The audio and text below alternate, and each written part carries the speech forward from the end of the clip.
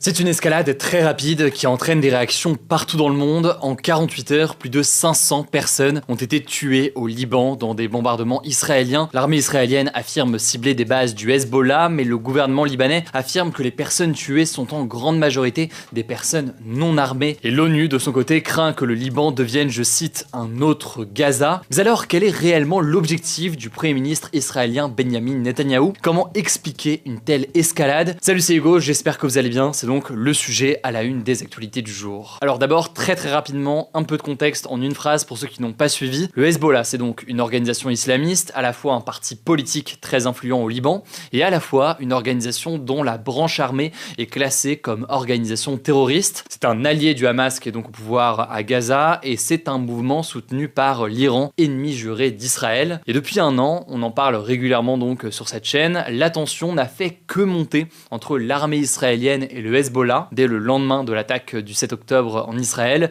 le Hezbollah, qui est donc en soutien au Hamas, a visé Israël avec le lancement de missiles. Alors je le disais, depuis lundi, c'est au moins 558 personnes qui ont été tuées, dont 50 enfants et 1835 blessés dans des bombardements israéliens visant le sud et l'est du Liban, ainsi que la capitale du pays, Beyrouth. Il s'agit tout simplement du plus lourd bilan depuis la dernière guerre entre le Hezbollah et Israël en 2006. Ces frappes, elles ont touché de nombreuses zones d'habitation et l'armée israélienne avait demandé ce lundi matin à toute personne se trouvant, je cite, dans une maison proche d'un stock de missiles ou de roquettes du Hezbollah de quitter les lieux au plus vite. Au même moment, le Hezbollah a revendiqué plusieurs attaques avec des roquettes sur des cibles militaires israéliennes, dont une usine d'explosifs. Alors on ne connaît pas encore le bilan humain à l'heure où on tourne ces actualités du jour, mais ce que l'on sait, c'est qu'une large majorité des missiles du Hezbollah ont été stoppés par le dôme de fer qui vise justement à protéger Israël. Alors le Premier ministre libanais Najib Mikati a dénoncé ce lundi, je cite, un plan de destruction israélien visant, je cite, à anéantir les villages et les villes libanais. De son côté, Israël assure cibler uniquement des infrastructures du Hezbollah. Le gouvernement libanais réfute une telle analyse des conséquences et a déclaré ce mardi, je cite, la grande majorité des victimes au Liban, si ce n'est pas tous, sont des personnes non armées qui se trouvaient dans leur maison. Alors là-dessus, la communauté internationale a immédiatement réagi. Le chef de la diplomatie européenne, Josep Borrell, a averti ce lundi que le conflit entre Israël et le Hezbollah menaçait de plonger le Moyen-Orient dans une guerre totale, appelant donc à un cessez-le-feu à la frontière entre les deux pays. Par ailleurs, on peut noter que la France a réclamé une réunion d'urgence du Conseil de sécurité de l'Organisation des Nations Unies. L'objectif de ce type de réunion, en théorie, c'est de proposer des solutions, par exemple des sanctions, des interventions diplomatiques, l'envoi de missions de maintien de la paix ou d'autres mesures qui peuvent tenter, si jamais elles sont mises en place, eh bien, de réduire ces tensions. Et puis, je vous le disais en introduction, Antonio Guterres, le secrétaire général des Nations Unies, s'est dit très sérieusement inquiet du nombre de victimes civiles au Liban. Il craint que le pays ne devienne, je cite, un autre Gaza, en référence donc à la situation humanitaire absolument catastrophique et qu'on continue évidemment à suivre avec le travail notamment des ONG sur place. Il a également déploré qu'après presque un an de guerre, aucune des parties ne veuille réellement d'une trêve selon lui. Car l'une des craintes aujourd'hui de la communauté internationale, c'est que Israël ne s'arrête pas là et qu'il y ait une invasion terrestre israélienne au Liban. A priori, en fait, pour faire en sorte d'exclure le Hezbollah du sud du Liban. Ce lundi soir, le contre-amiral Daniel Hagari a dit ne pas exclure la possibilité d'une opération terrestre au Liban. Autrement dit donc, en ce moment, c'est surtout des frappes et des bombardements, mais donc il pourrait y avoir potentiellement une entrée terrestre avec l'armée israélienne. On en vient donc naturellement à une question extrêmement importante et cruciale. Quelle est la stratégie d'Israël et comment expliquer donc l'intensification des bombardements depuis lundi? Eh bien, ce lundi, le Premier ministre israélien Benjamin Netanyahou a justifié ses frappes au Liban en déclarant, je cite, « La politique d'Israël n'est pas d'attendre les menaces mais de les anticiper, ce que nous faisons ». Il a expliqué, toujours, je cite, vouloir inverser le rapport de force. L'objectif qui est affiché, on en parlait déjà hier dans ce format des Actus du jour, ce serait donc de faire reculer et d'affaiblir le Hezbollah qui, depuis le lendemain des attaques du 7 octobre, a ouvert un front contre Israël en soutien avec Gaza. Le Hezbollah assume d'ailleurs ces opérations. Ils ont récemment promis de continuer à attaquer Israël, je cite, jusqu'à la fin de l'agression à Gaza. Résultat, depuis le 8 octobre, les affrontements entre Israël et le Hezbollah à la frontière entre les deux pays sont presque quotidiens.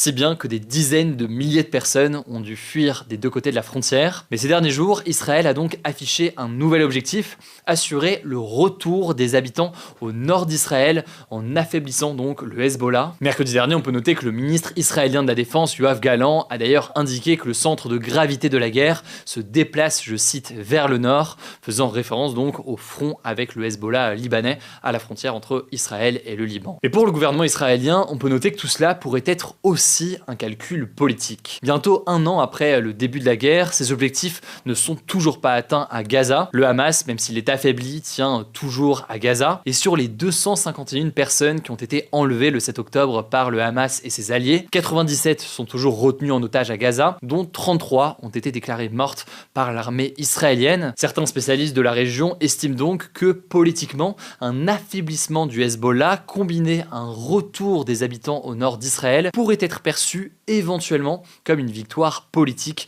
pour une partie des Israéliens. Mais en réalité, ce qu'il faut aussi comprendre, c'est qu'il y a aussi une forme de fuite en avant jugée par beaucoup mortifère, venant donc du Premier ministre israélien Benjamin Netanyahou. D'abord parce que son gouvernement aujourd'hui, il est fragile, il repose notamment sur des ministres classés à l'extrême droite qui militent pour une guerre totale, notamment à Gaza. Et Netanyahou craint qu'en arrêtant la guerre d'une façon ou d'une autre, il perde ses soutiens et donc son gouvernement ne tienne plus. Surtout, ce qu'on peut noter, c'est que Netanyahou, il est confronté à de multiples accusations en Israël, notamment pour corruption, fraude et abus de confiance dans 3 dossiers distincts. Pour l'une des affaires d'ailleurs, un procès est en cours depuis plusieurs mois, mais Benjamin Netanyahou n'a pas encore été appelé pour témoigner. Certains estiment donc qu'avec la guerre au Liban, son audience pourrait être retardée et que ça pourrait être une stratégie du Premier ministre. Et puis en plus de ces 3 affaires, là aussi on en a déjà parlé, une commission d'enquête pourrait être mise en place à la fin de la guerre pour comprendre les erreurs qui ont été commises, notamment par le gouvernement israélien, qui ont pu conduire au massacre du 7 octobre. Benjamin Netanyahou pourrait donc être tenté de retarder cette échéance en restant au gouvernement et en prolongeant donc cette guerre, et ce alors qu'en parallèle, la colère contre ce Premier ministre israélien grandit au sein de la population israélienne. Alors, quelles que soient les motivations, ce qui est sûr, c'est que le bilan humain est actuellement très lourd au Liban et la situation est donc assez inédite. Ça me paraissait donc essentiel de faire un point aujourd'hui, même si je le sais, on a déjà parlé de ce sujet à la une hier, en se concentrant en tout cas dans l'épisode aujourd'hui sur la position d'Israël. Évidemment, on va aussi suivre et analyser la situation, y compris du côté libanais, avec toutes ses conséquences extrêmement importantes. Je vous laisse avec Blanche pour les actualités en bref et je reviens juste après. Merci Hugo et bonjour à tous. On commence avec cette info. En Martinique, un département d'outre-mer français, le couvre-feu partiel a été prolongé jusqu'à ce jeudi matin. C'est ce qu'a annoncé la préfecture de la Martinique ce lundi. En fait, depuis quelques jours, l'île connaît des émeutes importantes qui sont liées à un mouvement de protestation contre la vie chère. Et donc mercredi dernier, un couvre-feu a été instauré entre 21h et 5h du matin, notamment dans certains quartiers de Fort-de-France, la ville principale. Ce lundi, la préfecture a annoncé que l'interdiction de déplacement pendant la nuit était étendue au quartier de Sainte-Thérèse à Fort-de-France, là où les violences ont été particulièrement marquées. Le préfet a également interdit la vente d'essence aux particuliers et l'achat et la vente de produits explosifs jusqu'à lundi prochain, 18h. Deuxième actu, des pesticides interdits au sein de l'Union européenne ont été retrouvés dans des produits importés et vendus en France. C'est ce qu'a révélé l'émission d'investigation Vert de Rage ce lundi. L'équipe de l'émission a analysé 22 échantillons de fruits et légumes achetés dans de grandes surfaces françaises. Résultat, 7 d'entre eux contenaient des résidus de pesticides interdits en Europe. Par exemple, une orange venant de Tunisie contenait du malathion, un pesticide interdit dans l'UE depuis 2008 et classé probablement cancérigène. Selon Vert de Rage et l'ONG Pesticide Action Network Europe, je cite, les aliments importés sont 2 fois plus susceptibles de contenir des pesticides interdits par l'UE que les aliments cultivés dans l'UE. Troisième actu, la députée de la France Insoumise, Sophia Chikirou, proche de Jean-Luc Mélenchon, a été mise en examen ce mardi, notamment pour escroquerie aggravée dans l'affaire des comptes de campagne de LFI en 2017. Elle est accusée d'avoir facturé les services de son agence de communication appelée Mediascope à LFI lors de la campagne présidentielle de 2017 à des tarifs nettement supérieurs à ceux pratiqués par ses concurrents. De son côté, l'élu de gauche nie les faits qui lui sont reprochés, on suivra ça. Quatrième actu, l'application de messagerie chiffrée Telegram pourra désormais partager les adresses IP et les numéros de téléphone de ceux qui violent les règles aux autorités. C'est ce qu'a annoncé le patron et fondateur de Telegram Pavel Durov ce lundi. Une adresse IP, c'est un identifiant unique attribué à chaque appareil connecté à un réseau pour permettre son identification notamment. En fait, cette annonce, elle fait suite à la mise en examen de Pavel Durov il y a quelques jours en raison de la publication de contenus illégaux sur sa plateforme. En gros, la justice française lui reprochait entre autres une modération insuffisante qui laissait la place à des activités criminelles sur Telegram. Cette nouveauté est donc un changement majeur pour l'application qui a longtemps juré qu'elle ne partagerait jamais les données de ses utilisateurs aux autorités. 5e actu, 11 laboratoires pharmaceutiques dont Sanofi et Teva ont été condamnés à 8 millions d'euros d'amende par l'Agence nationale de sécurité du médicament et des produits de santé, l'ANSM. Ils sont accusés de ne pas avoir assez de stock de médicaments qualifiés d'intérêt thérapeutique majeur. En fait, afin d'éviter les pénuries de certains médicaments, les laboratoires sont censés disposer d'un stock allant de 2 à 4 mois selon la loi. En 2023, près de 5000 signalements pour des ruptures ou des risques de rupture d'approvisionnement de médicaments avaient été enregistrés par l'ANSM. 6e actu, la planète va bientôt franchir un nouveau seuil d'alerte. Il s'agit de la 7e limite planétaire avec l'acidification des océans qui semble inévitable d'après le dernier rapport du Potsdam Institute for Climate Impact Research. Les limites planétaires, ce sont des seuils à ne pas dépasser qui ont été définis par un groupe de scientifiques en 2009 pour préserver l'équilibre de notre planète, donc ne pas prélever davantage dans la nature que ce qu'elle n'est capable de régénérer. En tout, 9 limites planétaires ont été identifiées par ces scientifiques. Concernant le phénomène de l'acidification des océans, il est en grande partie causé par le changement climatique ainsi que par la hausse des émissions de CO2. Concrètement, les océans sont de plus en plus acides et donc de plus en plus hostiles pour la vie marine, comme les coraux, les coquillages ou les planctons par exemple. Dernière actu, et c'est une bonne nouvelle, un pacte pour construire un avenir meilleur pour l'humanité a été adopté par l'ONU ce dimanche. Concrètement, ce pacte international contient 56 actions pour faire face, je cite, aux plus grands défis de notre époque, comme le maintien de la paix, la lutte contre le changement climatique ou encore le développement de l'intelligence artificielle. Il a donc été adopté ce dimanche malgré l'opposition de quelques pays, dont la Russie. À noter qu'il ne s'agit pas d'un texte contraignant, on verra donc si les principes seront appliqués dans les années à venir. Merci beaucoup Blanche. Alors la question du jour c'est la suivante, pourquoi on parle si peu de ce qui se passe au Soudan? Alors c'est vrai que cette situation au Soudan elle est assez peu voire très peu médiatisée si on compare en tout cas avec la situation en Ukraine ou alors la situation à Gaza ou même au Liban récemment. De notre côté on en a déjà parlé quand même à plusieurs reprises sur cette chaîne,